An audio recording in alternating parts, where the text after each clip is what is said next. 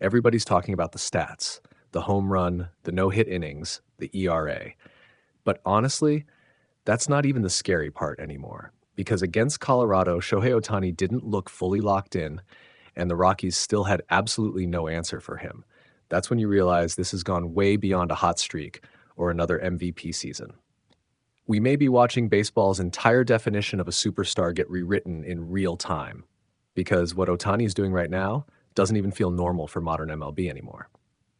Shohei Ohtani isn't just breaking records anymore. He's breaking categories.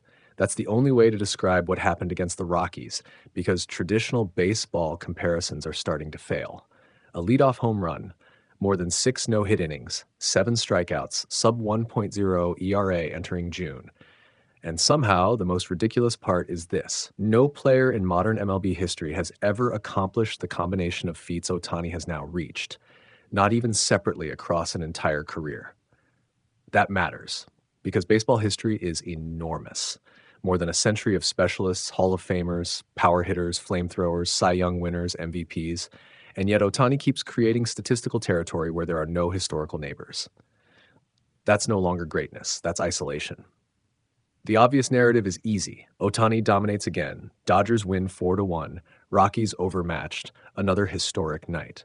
But if you stop there, you miss what made this performance genuinely unsettling for the rest of baseball. Because this wasn't even close to Ohtani at his sharpest. That's the scary part.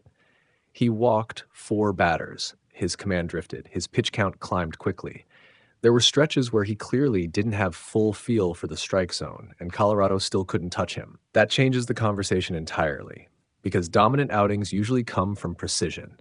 This one came from pressure management and raw ceiling, and there's a massive difference between the two. Let's start at the top. First inning, leadoff home run. Immediately, the emotional structure of the game changes. This is something Ohtani uniquely creates as a two-way player. He establishes offensive pressure before he even steps on the mound. Most aces begin games neutrally. Ohtani begins them with leverage. That's the hidden factor in performances like this. The Rockies weren't facing a pitcher trying to protect a tie game. They were facing the player who had already damaged them with that alters hitter psychology instantly.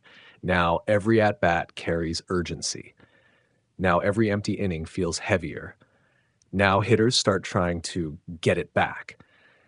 And once that happens, Ohtani gains control of tempo. That's exactly what happened here. Now shift to the mound. The stat line says 6+ no-hit innings.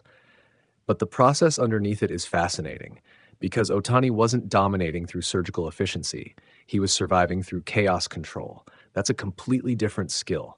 4 walks in 5 innings tells you his release point wasn't fully stable. His command to the edges wasn't clean. Counts extended. Pitch count rose. Normally that creates vulnerability, especially against a team with nothing to lose. But here's where Ohtani separates himself from almost every other pitcher alive.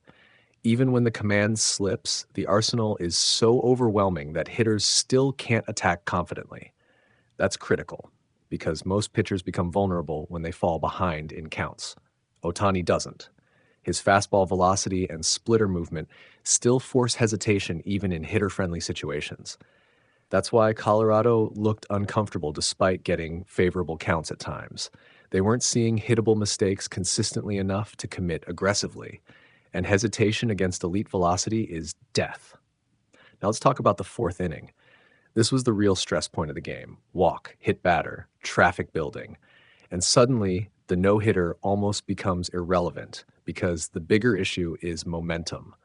One clean swing changes everything. This is where lesser pitchers unravel, not mechanically, but emotionally. They start overthrowing, tempo speeds up, execution disappears.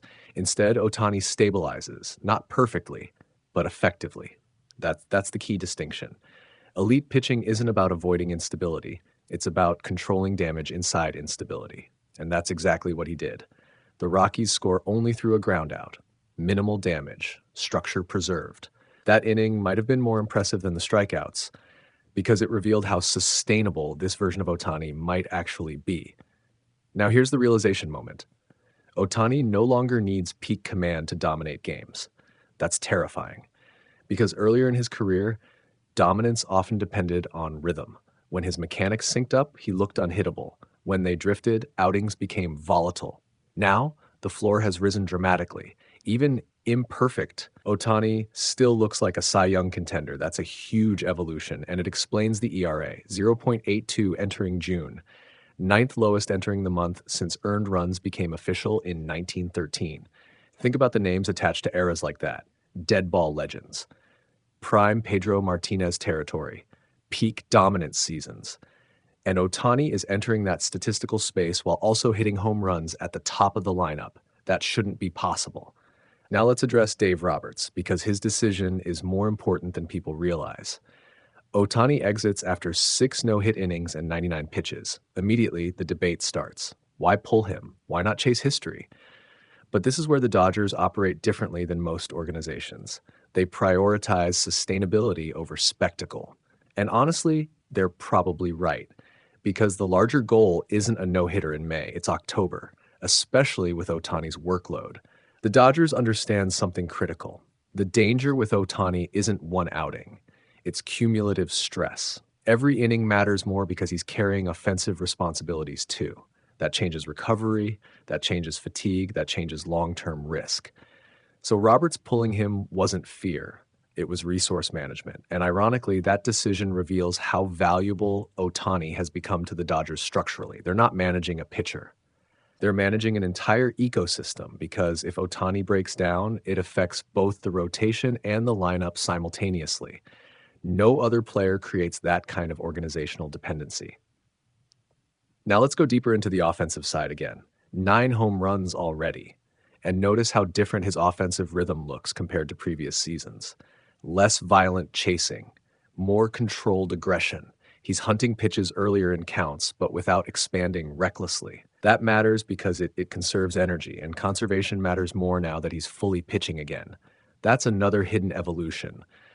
Ohtani is becoming more efficient on both sides simultaneously. Fewer wasted swings, more efficient innings, cleaner pacing between explosive moments. This isn't just talent maturing. It's workload intelligence developing in real time.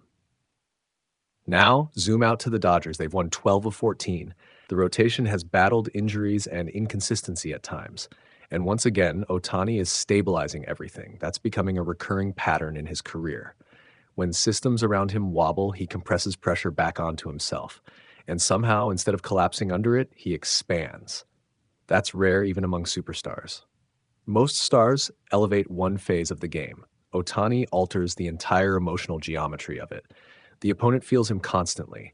Before the game, during at-bats, between innings, on the scoreboard, everywhere. That's why performances like this feel bigger than statistics, because the psychological pressure is visible.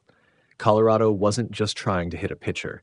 They were trying to survive the weight of Ohtani controlling both sides of the game simultaneously. And they never really did. Now the big picture. We are reaching the point where baseball may need new language for what Ohtani is doing. Not because he's better than everyone else, though he might be, but because he's combining workloads the sport intentionally separated generations ago. Modern baseball was built around specialization to protect players from physical breakdown. Ohtani ignored the blueprint, and somehow he's making the impossible look sustainable. That's the scariest part for the rest of the league. Because if this version of Ohtani stays healthy deep into the season, then the conversation changes completely. It's no longer, can he win another MVP? It becomes, are we watching the greatest individual baseball season ever constructed? And honestly, that question doesn't sound exaggerated anymore. In the end, Wednesday wasn't just another historic game. It was proof that Shohei Ohtani's baseline has evolved into something baseball has never had to prepare for before. An ace without needing perfect command. A slugger without sacrificing pitching dominance. A player creating pressure every second he exists inside the game. And right now, the league doesn't really have an answer for it. Because how do you defend someone who changes the rules of what one player is supposed to be?